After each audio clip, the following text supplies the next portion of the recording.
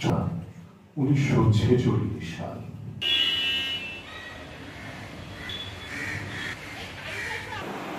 আশা করি আগামী দিনেও সমাজ who was a different vision for Ashok.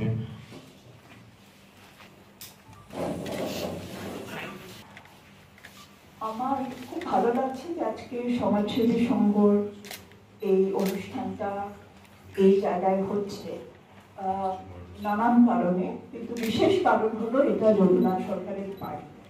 তো এইটুকু বলা দরকার যে বাড়িটার একটা ইতিহাস আছে। তো এই বাড়িটার সঙ্গে এই পাড়ার ইতিহাসও যুক্ত। বাড়িটা 1938 সালে বানানো হয়।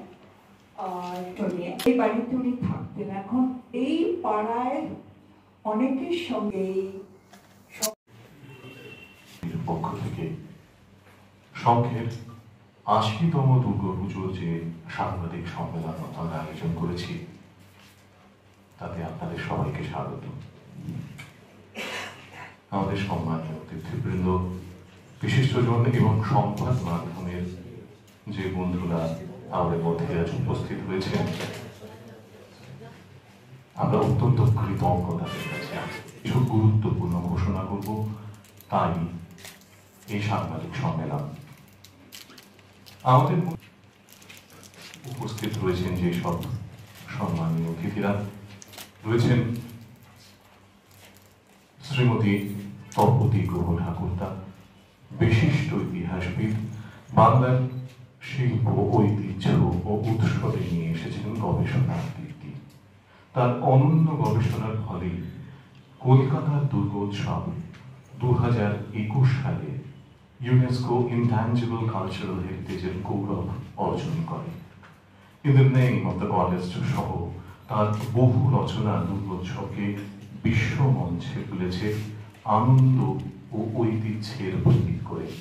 আমাদের মধ্যে রয়েছেন Shri Baishakh Chattopadhyay, ex councillor ward number 90, member mayor in council for housing, law, public partnership and personal এবং সহসভাপতি সমাজসেবী সংঘ। আমাদের মধ্যে কিছুক্ষণের মধ্যে উপস্থিত হবে। ওই মোড়ের মাথার চায়ের দোকানগুলো আমরা একটু অন্যভাবে আমরা এটা ফর্ম করব। এটা ক্যানাপি স্টাইলে আমরা বিদেশে দেখেছি, এরকম প্রচুর আছে, যেখানে একটু বিভিন্ন এই কাজটা করছি বিভিন্ন জায়গায়, যেখানে যেখানে ভেন্ডাররা বসে আছে তাদের দোকানটা যাতে সুন্দর করে দেওয়া যায়। আপনারা দেখতে পাচ্ছেন যেখানে আমাদের লেক রোড আর লেক রোড সংযোগস্থল, যেখানে আমরা ওই দোকানপাটগুলো সাজাবো। বাকি এই পুরো রাস্তাটায় আমরা বিভিন্ন ধরনের আর্ট ইনস্টলেশন, আমি প্রদীপের সাথে কথা বলেছি যে যেহেতু আমাদের দুর্গাপুজোয় এরকম কিছু হয়তো কাজ হতে পারে, তো সেই রকম কিছু কাজও আমরা যেটা নর্মালি করে থাকি, যে সেটা আমরা নর্মালি বিভিন্ন জায়গায় বা এরকম ধরনের সংস্থাকে আমরা সাথে রাখি, একটা সিএসআর অ্যাক্টিভিটির মাধ্যমে এই জিনিসগুলো মেনটেন করা যায়।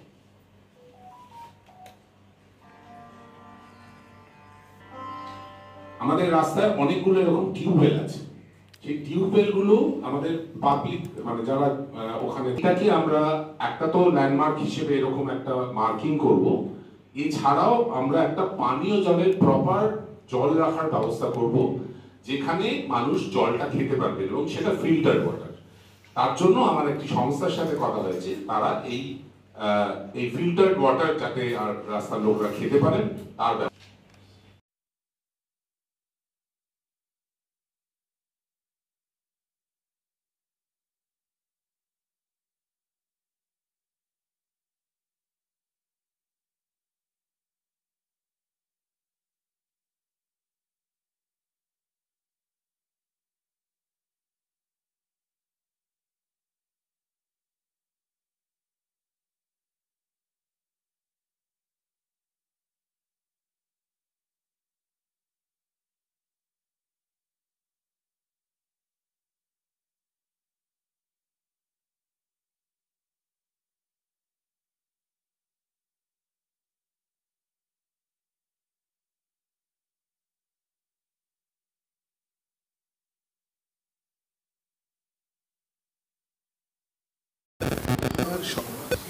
সমাজসেবীর যে খ্যাতি, সেই খ্যাতি নতুন করে বলার কিছু নেই।